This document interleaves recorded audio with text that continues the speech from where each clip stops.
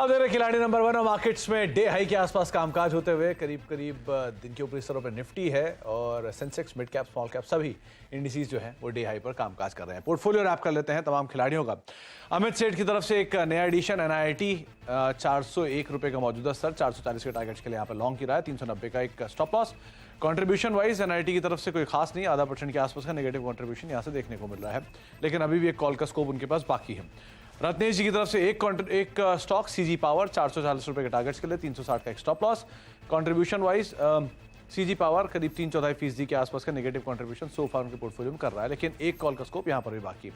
Devyani international और Hindustan copper, दो नाम जो कि प्रदीप जी ने सुझाए हैं। 180 का स्टॉप लॉस लेके आप 205 के टारगेट्स के लिए देवयानी और 114 रुपए के टारगेट्स के लिए आप देख सकते हैं हिंदुस्तान कॉपर को। कंट्रीब्यूशन वाइज देवयानी करीब 1% का कंट्रीब्यूशन और हिंदुस्तान कॉपर सो फार बिल्कुल फ्लैट है। आप एक एक करके तीनों ही खिलाड़ियों का जो पोर्टफोलियो है वो भी स्क्रीन पर देखेंगे, किस तरह का कंट्रीब्यूशन, किस तरह का रिटर्न।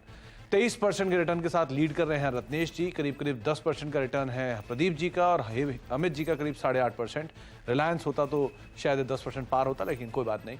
8-8.5% के पॉजिटिव रिटर्न के साथ तीनों खिलाड़ियों का जो रिटर्न है वो आपकी स्क्रीन पर आप देख रहे हैं। बहुत बहुत शुक्रिया अमित जी आपका भी हमारे साथ मौजूद रहने के लिए, और साथ ही साथ प्रदीप जी। और नमस्कार, खिलाड़ी नंबर 1 में आप सभी का स्वागत है। मैं हूं सुमित और हफ्ते का आखिरी कारोबारी सत्र और भारतीय बाजारों में बढ़िया तेजी। 18,400 के ऊपर इंडिसेस कुछ देर पहले निकला और 18,380 390 के जोन्स में भी कामकाज करता हुआ दिखाई पड़ रहा है। 67 अंकों की तेजी यहां पर देखने को मिल रही है। ना केवल निफ्टी बल्कि सेंसेक्स और मिड कैप स्मॉल कैप भी लेकर आई है। जहां पर सेंसेक्स में निफ्टी बैंक आज पार्टिसिपेट नहीं कर रहा, लेकिन आज पार्टिसिपेट कर रहा है हैवी वेट, स्पेशली रिलायंस, जो कि आज पूरी तरह से मार्केट्स में सपोर्ट करता हुआ। डे हाई के आसपास रिलायंस और डे हाई के आसपास बाजार, 2% के आसपास की तेजी है यहाँ पर। मिड कैप स्मॉल कैप लेकर आएगी, वहाँ पर भी खरीदारी का दौर देखने को मिल रहा है। मिड कैप इंडेक्स करीब 151 अंक ऊपर है, 0.5% की तेजी वहाँ पर, और स्मॉल कैप इंडेक्स में भी करीब 0.5% का उछाल। डे हाई पर स्मॉल कैप इंडेक्स सो फार कामकाज करता हुआ दिखाई पड़ रहा है।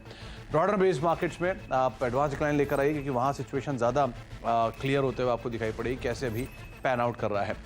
1750 शेयर तेजी में और करीब 1000 शेयरों में बिकवाली है, यानी कि जो ब्रॉडर मार्केट्स है वो तेजी में है। 1900 शेयर बीएससी में तेजी में, और एफएनडो के भी करीब 150 शेयरों में खरीदारी है। ऑलमोस्ट 136 शेयरों में खरीदारी और 63 शेयरों में बिकवाली। निफ्टी बैंक बैकफुट पर जरूर है, लेकिन हैवी वेट्स पार्टिसिपेट कर रहे हैं, इसलिए इंडेक्स आज डे हाई पर कामकाज करता हुआ दिखाई पड़ रहा है। हम तीनों खिलाड़ियों से बातचीत कर रहे हैं इस पूरे हफ्ते में। अमित सेठ हमारे साथ मौजूद है, जिनसे हम चर्चा कर रहे हैं बातचीत करने के लिए इस पूरे हफ्ते में, और साथ ही साथ रत्नेश गोयल भी हैं जिनसे हम बातचीत करेंगे, और उसके अलावा हमारे साथ बातचीत करने के लिए प्रदीप चंदानी मौजूद रहेंगे। तीनों का रिटर्न आपकी स्क्रीन पर है। रत्नेश करीब 21% रिटर्न के साथ लीड करते हुए, प्रदीप 7.5% और अमित 7.5% का पॉजिटिव रिटर्न यहाँ से आता हुआ दिखाई पड़ रहा है। तीनों खिलाड़ियों से हम आगे भी चर्चा करेंगे, लेकिन उससे पहले वो इनकी टॉप कॉल्स देख लेते हैं किस तरह से अभी टॉप कॉल्स हैं। जो 3 कॉल्स इन्होंने दी हैं उनमें बढ़िया रिटर्न आता हुआ दिखाई पड़ा है सबके इंडिविजुअल कॉल्स की तरफ से, specially mid cap small cap में जो कॉल्स दी गई थी। रत्नेश की तरफ से आईडीएफसी फर्स्ट 75 रुपये का टारगेट, 62 का एक स्टॉप लॉस। पीएफसी 2% ऊपर, 180 का टारगेट, 164 का एक स्टॉप लॉस यहाँ पर मेंटेन करेंगे। अमित की तरफ से कॉल थी। इसके अलावा जो अच्छे मूव है उस पर एक अमित रिलायंस इंडस्ट्रीज, जो कि पहले दिन से ही होल्ड कर रहे हैं, आज उसमें एक लंबे अंतराल के बाद वापस बाइंग आते हुए दिखाई पड़े, उसके ऊपर भी हम उनसे बातचीत करेंगे। आप तीनों को नमस्कार, स्वागत है कार्यक्रम में। सबसे पहले तो रत्नेश, मार्केट्स को लेकर आपका व्यू, क्योंकि बाजार में एक 18,400 को इंडेक्स होल्ड कर रहा है आज फिर से, और वहां पर आगे थोड़ी सी प्रॉफिट टेकिंग, लेकिन फिर भी ब्रॉडर मार्केट्स खरीदारी में है। कैसे रीड कर रहे हो आप मार्केट्स को? Good morning Sumit ji, good morning everyone, सभी दर्शकों को नमस्कार। बाजार में देखें तो कल जैसा व्यू दिया था सेम वही था। कल एक आपको व्यू दिया था कि बाजार में कुछ बड़ी उठापटक, कहीं बड़ी एक्सपायरी नहीं होगी। आज वही कल वही हमको देखने को मिला था। आज भी वही बैंक निफ्टी की तरफ से हमको सपोर्ट नहीं मिल रहा है। निफ्टी जरूर थोड़ा सा बना के रखा है, अपसाइड का थोड़ा सा मोमेंटम लाने की कोशिश कर रहा है, पर निफ्टी फ्यूचर की यहाँ पे बात करूंगी तो एक बार 18,480 18,480 20 के ऊपर कुछ निकलती है ये, तो मुझे ऐसा लगता है कि थोड़ी सी तेजी वहां पे देखने को मिल सकती है हमको आज ड्यूरिंग द डे में, जो कि 18,550 या 18,560 तक के लिए भी लेके जा सकती है। तो एक मेजर जो रेजिस्टेंस रहेगा वो 18,480 का रहेगा। तो निफ्टी में थोड़ी सी तेजी करना चाहिए। बैंक निफ्टी की थोड़ी सी तरफ से रुकावट आ रही है, उसमें उसको नहीं छेड़ना चाहिए, और स्टॉक स्पेसिफिक जो मोमेंटम बना हुआ है स्पेशली मिड कैप में, वो मुझे ऐसा लगता है कंटिन्यू रहेगा। तो मिड कैप में मोमेंटम कंटिन्यू रहेगा, निफ्टी बैंक अवॉइड करिए। निफ्टी को लेकर अभी आप लॉन्ग साइड पर जा सकते हैं। अमित जी, आप चाय पी सकते हैं, ऐसा कुछ नहीं, हम आपकी चाय नहीं ले रहे हैं, तो आप आराम से चाय पीजिए, लेकिन निफ्टी को लेके क्या राय रख रहे हो आप? जी, good morning Sumit ji, good morning everybody on the panel. Sumit ji, Nifty में आज का जो सत्र में हमने स्ट्रेंथ देखा विच वाज क्वाइट एक्सपेक्टेड, क्योंकि Reliance is giving a good move. Reliance भी एक अच्छा मूव एक्सपेक्टेड ही था। ये अलग बात है कि थोड़ा टाइम लग गया, 3-4 दिन लग गए। और जिस हिसाब से रिलायंस चल रहा है, मुझे लगता है कि इसमें 25 के टारगेट्स पॉसिबल हैं। तो रिलायंस निफ्टी को पुश कर रहा है। लेकिन फिलहाल चीज नहीं करूंगा, क्योंकि 18,400 18,450 एक रेजिस्टेंस है। It's a purely buy on dip market in Nifty. तो निफ्टी की पोजीशन काफी बेहतरीन है। लेकिन अगर हम बैंक निफ्टी को देखें तो बैंक निफ्टी थोड़ा सा फंसा हुआ है। कल सेकेंड हाफ में हमने एक रिकवरी देखी थी, लेकिन बैंक निफ्टी की ब्रॉडर बाउंड्रीज अभी भी नीचे में 43,500 और ऊपर में 44,000 है। आज के सत्र में हल्की फुल्की वीकनेस हम देख रहे हैं। तो रेंज वही है, थोड़ा सा साइडवेज टू नेगेटिव है। 43,500 एक मेक और ब्रेक लेवल है बैंक निफ्टी में। और प्रदीप, आपका मानना क्या है? क्योंकि 18,400 वही जोन जहां फिर हम आ गए, जहां हमने लास्ट टाइम आपसे बातचीत शुरुआत की थी कि थोड़ा रेजिस्टेंस फेस करेगा इंडेक्स, हम फिर उसी जोन में हैं। क्या इस बार फिर अटकेगा या इस बार निकल जाएगा? चांसेस हैं कि इस बार ये निकल जाए। 20 डीएम को 2 बार इसने सपोर्ट लेके बाउंस बैक किया है। 18,200 की सपोर्ट की हमने थ्रू आउट द वीक बात की थी, और कल इसी लेवल को छू के बाउंस बैक आया है। और जैसे दिग्गज रिलायंस वगैरह का साथ मिल रहा है, बैंक निफ्टी का थोड़ा सपोर्ट जरूरी है, पर चांसेस हैं कि ये हायर साइड का ब्रेकआउट आए और 18,450 के ऊपर निकलता है तो फिर 18,800 18,850 के पहले कोई बड़ा हर्डल नहीं आएगा, तो हम इसी को वॉच आउट करेंगे। बैंक निफ्टी भी कल 20 डीएम में को इसने होल्ड जरूर से किया। इंट्राडे इसके नीचे गया था पर क्लोज इसके ऊपर आया है। तो बैंक निफ्टी में कल के जी प्रदीप, चलिए आगे हम प्रदीप से बातचीत करेंगे। अभी आउटपुट को लेकर कुछ इशू आ रहे हैं, लेकिन शुरुआत करते हैं कॉल्स की। और सबसे पहले रत्नेश का पोर्टफोलियो आपकी स्क्रीन पर आएगा। किस तरह की सिचुएशन सिनेरियो भी दिख रही है और कितनी कॉल का स्कोप वहां पर आता हुआ दिखाई पड़ रहा है। रत्नेश के पोर्टफोलियोज में उन्होंने जो कॉल ली थी उसमें आईडीएफसी फर्स्ट से प्रॉफिट बुक कर चुके हैं वो, और साथ ही साथ लेमन ट्री जहां पर प्रॉफिट बुक कर चुके हैं। तो 2 कॉल ये थी और दोनों प्रॉफिट बुक हो गए। तो अब 2 कॉल का स्कोप रत्नेश के पास है। रत्नेश, पहली कॉल आपकी तरफ से। जैसा मैंने कहा कि मिड कैप पे ध्यान लगना चाहिए, तो मेरा कॉल मिड कैप पे से रहेगा। सीजी पावर मुझे ऐसा लगता है काफी अच्छा मोमेंटम हमको देखने को मिल रहा है। अच्छी वॉल्यूम एक्टिविटी भी कल के सत्र में देखने को मिली, अभी भी देखने को मिली है। 360 रुपए का स्टॉप लॉस लगाना चाहिए। मुझे ऐसा लगता है कि आने वाले दिनों में हमको 440 रुपए तक के टारगेट देखने को मिल सकते हैं। तो 40 के लिए स्टॉक को आप देख सकते हैं। कंसिस्टेंटली नंबर बेटर, मुरगप्पा ग्रुप की कंपनी, ट्यूब इन्वेस्टमेंट की सब्सिडरी, और एक strong performance with time company ने दिखाई। अच्छी टर्न अराउंड होने के बाद 440 रुपए के टारगेट्स के लिए आप देख सकते हैं नए हाइज पर ये स्टॉक ऑलरेडी कामकाज कर रहा है। अमित जी, आपकी तरफ से पहली कॉल। एक बार पोर्टफोलियो इनफैक्ट पहले अमित जी का देख लेते हैं किस तरह का, उसके बाद हम अमित जी से कॉल भी ले लेंगे। तो अमित जी की कॉल में रिलायंस वो होल्ड कर रहे हैं, नहीं एग्जिट कर गए इनफैक्ट। शैले होटल में पोजीशंस में प्रॉफिट बुक कर लिया, और पीएफसी में भी। अमित जी, पहले तो आप इस पे सवाल पे जवाब दीजिए। रिलायंस आपने इतनी पेशेंटली वेट किया 5 दिन 4 दिन, और आज चला रिलायंस जब आप एग्जिट कर गए, तो कैसा लग रहा है आपको ये? नहीं, ऐसा होता है मार्केट में। एक्चुअली सुमित जी, मैंने कल एग्जिट किया था जब प्राइस 2425 के आसपास था। हाँ। तो रिकवरी सेकेंड हाफ में आई थी, और कैंडल का जो डेली कैंडल की फॉर्मेशन वो कल जोन अच्छी थी। लेकिन मुझे लग रहा था कि कहीं और नीचे डिप नहीं कर जाए, तो मैंने एग्जिट कर लिया था। सो हार्ड लक, ऐसा चलता है, कोई खास बात नहीं है। कॉल इंडीड बहुत बढ़िया थी, 2% ऊपर। भले ही वो आपकी कॉल से एग्जिट होने के बाद चला हो, लेकिन हैवी वेट चला है। और ये डिस्क्लेमर आप देख रहे हैं कि जो चैनल आप देख रहे हैं इसका प्रभुत्व प्रबंधन रिलायंस इंडस्ट्रीज के पास है। तो हमें जब आपकी तरफ से 2 कॉल का स्कोप है, पहली कॉल कौन सी होगी? कॉल मेरी रहेगी एनआईटी लिमिटेड पे। एनआईटी लिमिटेड ने एक बहुत ही अच्छा शानदार बेस बनाया है। स्टॉक हायर हाई हाई लोज बना रहा है। 403 के लगभग इसका प्राइस है। टारगेट्स लगभग रहेंगे 440 के, और स्टॉप लॉस रखूंगा 390 का। 440 और 390 का एक स्टॉप लॉस लेकर आप लॉन्ग जा सकते हो। ये कुछ आप लोगों ने कुछ रत्नेश जी से बात की थी क्या आपस में? उनका टारगेट 440, आपका टारगेट 440, 420 नंबर भी करीब था, आप दोनों ने चुना भी नहीं, पता नहीं क्यों। खैर, लेकिन 440 के टारगेट्स के लिए दोनों लोग अपनी अपनी कॉल्स पे नजर रखेंगे। प्रदीप सर का पोर्टफोलियो लेकर आइए, किस तरह की सिचुएशन सिनेरियो वहां पर है। प्रदीप जी के पोर्टफोलियो में सिंजिन से वो प्रॉफिट्स बुक कर चुके हैं, और 2 कॉल से एग्जिट कर गए। वेल्सपन इंडिया और पेटीएम, 2 कॉल जो कल एडिशन थे, दोनों से एग्जिट कर गए। तो प्रदीप जी के पास भी 2 कॉल का स्कोप है। प्रदीप जी, पहली कॉल। देवयानी इंटरनेशनल पहली कॉल रहेगी। देवयानी में पिछले 8-10 सेशन से 200 डीएमए के आसपास कंसोलिडेट हो रहा था, और अब ये फ्रेश अप्रूव के लिए रेडी हो रहा है। करंट रेट 187.30 का है, यहाँ पे इसको ऐड कर सकते हैं। 180 का स्टॉप लॉस रहेगा और 205 के टारगेट रहेंगे। तो देवयानी इंटरनेशनल 180-87 के आसपास अभी कामकाज कर 180 का एक स्टॉप लॉस लेके आप लॉन्ग साइड पे जा सकते हैं और तेजी यहाँ देखने को मिल सकती है QSR स्पेस में से 205 रुपए के टारगेट्स के लिए से आप लॉन्ग जाएंगे 180 का एक स्टॉप लॉस मेंटेन करेंगे। इसके अलावा रत्नेश सर आपकी तरफ से दूसरी कॉल। मैं थोड़ा सा वेट करना चाहूंगा सेकंड कॉल के लिए। मैं भी थोड़ा सा एक आधी घंटा वेट करने के बाद में कंसल्टेशन के बाद में कुछ मोमेंटम आएगा तो देंगे। ओके, और अमित सर आपकी तरफ से दूसरी कॉल। जी सुमित जी, मैंने भी देवयानी इंटरनेशनल आइडेंटिफाई किया था, तो एक बार फिर से थोड़ा देखना पड़ेगा। मे बी फर्स्ट हाफ या सेकंड हाफ में एक फ्रेश कॉल दूंगा। तो अब बचता है प्रदीप जी के पास। प्रदीप जी आपकी तरफ से दूसरी कॉल। देखिए, मेटल स्पेस में हिंदुस्तान कॉपर को लेना चाहूंगा।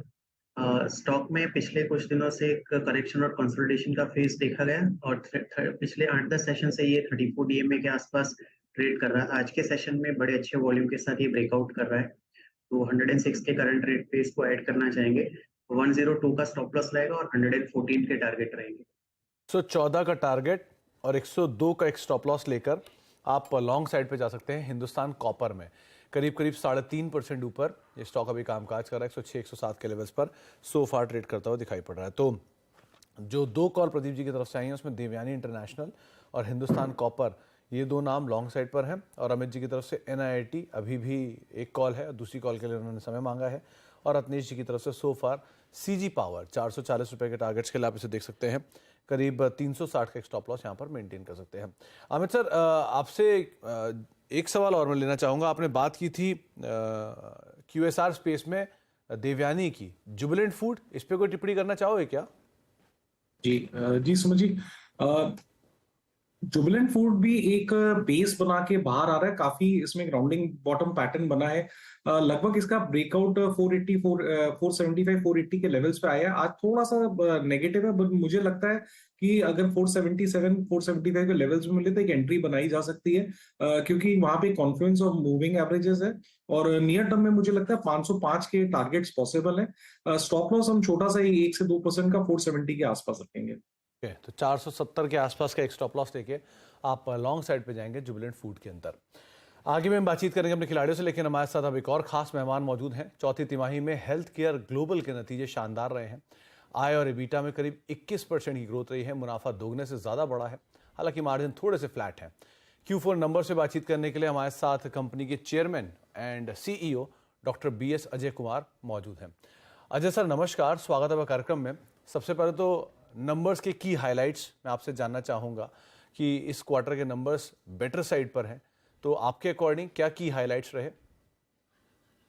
As you know, we have had a record revenue, which has increased to 441 crores and a growth of over 21%. And this is the highest revenue we have recorded. As well as our EBITDA has also shown a significant improvement, where it has shown that it has increased almost 21%. And year on year also, our EBITDA is increased to 350, which is the highest EBITDA ever. As well as our margin has shown an improvement over 18%.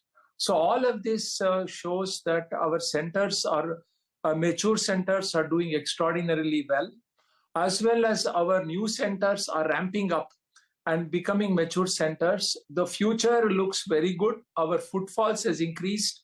Our that is one of the major things, a significant increase over 20% in the footfall. We always measure the footfall. And with all this, the margin improving, the EBITDA improving, the revenue improving, the footfall, we see a significant growth happening in the new year. Sir आपने matured centres और emerging centres दोनों की बात की। Matured centres में पिछले करीब 19% की ग्रोथ है FY22 से FY23 के बीच में।